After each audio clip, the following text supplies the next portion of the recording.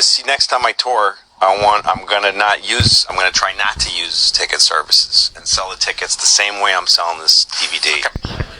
Drop the price down to like fucking $20. Okay, you can stop it now. So, anyways, if you've ever asked yourself why Louis C.K. got canceled along R. Kelly and Bill Cosby, that's why right there. If we can delve into conspiracy theory for a minute, I remember there was a CNN headline it was about the Me Too movement, and it was Bill Cosby, Louis C.K., R. Kelly. And you're like, one of these guys jacked off on the phone, and the other one had women he kidnapped underage and then pissed all over. Mm-hmm. It's, you know what I mean? And my full belief is, I've heard Sam Tripoli say before that he believes that only CAA can really cancel people, that all the cancellations are secretly creative artist agency. I don't believe that at all. I don't think it tracks when you look it through. I think the only thing that ultimately can cancel you as an artist is Ticketmaster. My proof of that is, I don't know how many people think Chris D'Elia is canceled, right?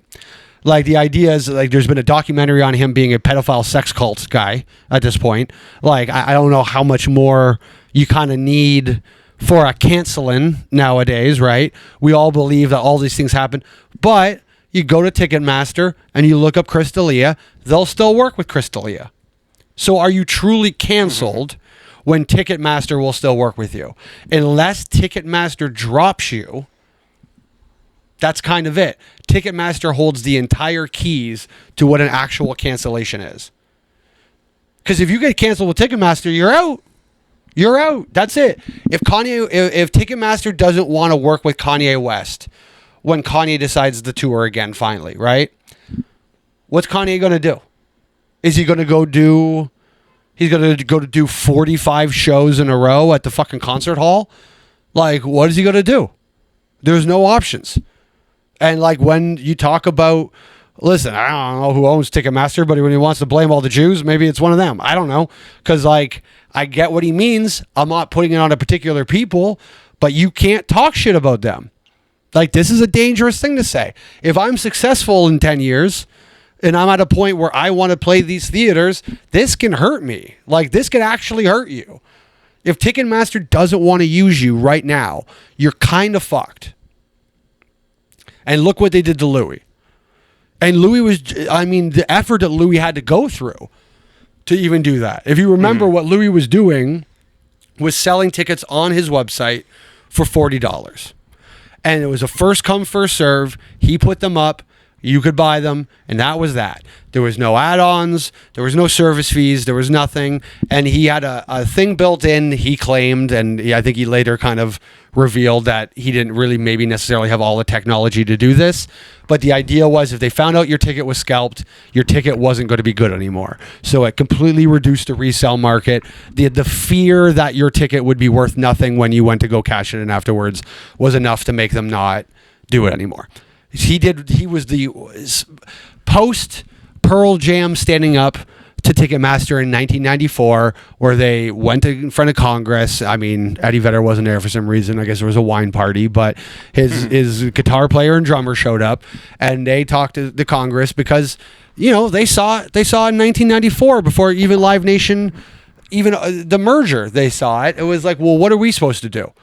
They want to hit our fucking fans over the head. Like, if we're going to charge $30, they're going to charge $15 service fees on it. They're still paying $45 fucking dollars. They control the entire marketplace. Let me put this back into real estate for a second. Don't buy a non-freehold building. Don't get a house that's in a fucking condo or a townhouse facility or something that can charge you maintenance fees.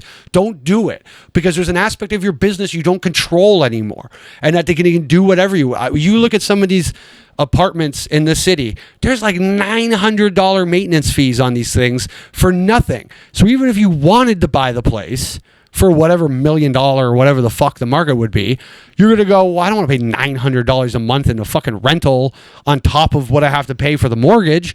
And you don't have any control over that. You might have gotten that building was $300. Now it's $900.